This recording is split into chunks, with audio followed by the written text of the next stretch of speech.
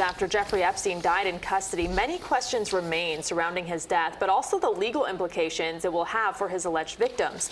The Southern District of New York, which filed the latest charges against Epstein, says it will continue its investigation. Joining us now is former Assistant U.S. Attorney David Weinstein. And David, thank you for joining us. Of course, you were a federal prosecutor here in Miami. Now you're a defense attorney. What does this mean now for those who had hoped to find justice in the Jeffrey Epstein case? It's going to be justice depraved for a lot of these victims because they're going to be deprived of the opportunity to look him in the eye in the courtroom and tell everybody in public for virtually the first time what happened to them and what this person did to them, and to get their reparations from it, not only for financial reasons, but also for him having to serve time in jail and sort of pay back for what they've done. So they're going to lose that opportunity. The case itself is going to be dismissed. A defendant who has died during the course of the proceedings, the case is no longer viable.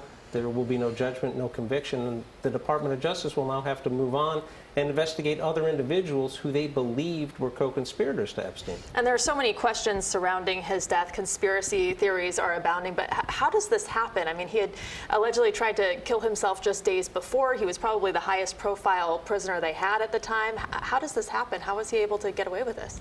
Unfortunately, it's going to end up being a failure in the system itself, not some sort of wild conspiracy theory. I don't know about you guys, but I think that Neil Armstrong really did land on the moon. And Elvis died. And he is dead, exactly. However, there are people who will continue to believe that it was a conspiracy, but the fact of the matter is he had, for whatever reason, convinced the medical professionals who were evaluating him that he was no longer a suicide risk. So according to the reports, that took him off a suicide watch. They then put him in what's called the special housing unit, or the SHU.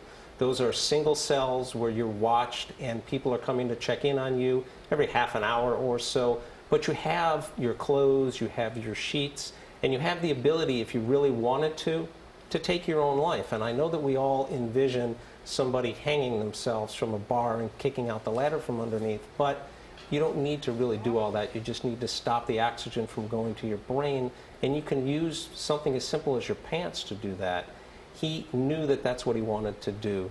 He had found out that those papers had been released and things were looking dim for him. So I think that it's an institutional failure that they weren't keeping a better eye on him, but I don't think there's a greater conspiracy that we're going to find involved, that people were paid off. He's simply a desperate man that did something very desperate. David, I want to go back to what you said at the beginning, that this means that the alleged victims will not be able to get justice.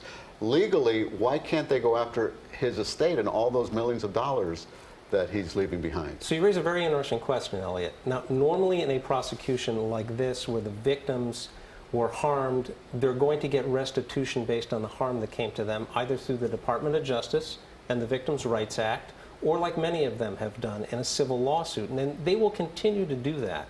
And depending upon the jurisdiction where his estate goes through the court system, if in fact it goes through a court system, that's where they're going to seek to continue to file their lawsuits against the estate, and that's where they're going to get the money back to them.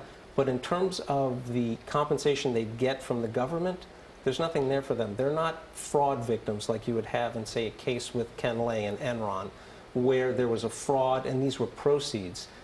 The home that was being used, the boat, the yacht, the airplane, those were all things that were being used to promote the activity. They weren't proceeds. They were going to be seized as substitute assets. So that's how the federal government was going to use those assets to pay these victims off. They're never going to see him do another day in jail. And in terms of the money that they might recover from his estate, that's going to have to be by a private state action taken in whatever state his assets go through the system. And we're running out of time, but I wanted to quickly ask you about his alleged co-conspirators, because there are reports that he had women basically recruiting these underage girls in order to commit these sex acts with them. Based on the reports that were released on Friday in the companion case, it's more than just reports, but the issue that's going to be at the center of all this is a paragraph that's contained in his deferred prosecution agreement, one that says the United States will not institute criminal charges against any named and unnamed co-conspirators here. His victims just today filed a pleading in their lawsuit here in the Southern District of Florida where they're asking Judge Marr to throw out the case.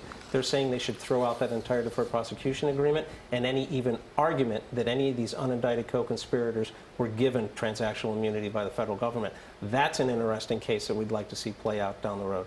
Okay, Right. David. David, thank you so very much. You're welcome.